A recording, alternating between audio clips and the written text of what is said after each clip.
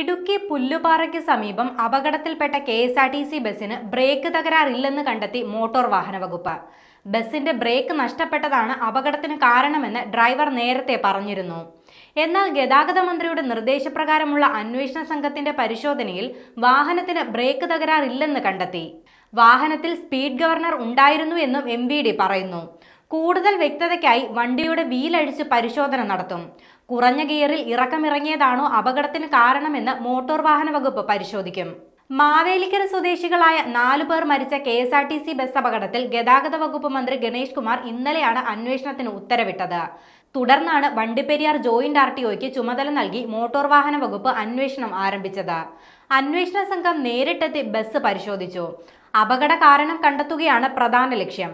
കൊക്കയിൽ കിടന്നിരുന്ന ബസ് ഇന്നലെ രാത്രി ഉയർത്തി റോഡിലെത്തിച്ചിരുന്നു.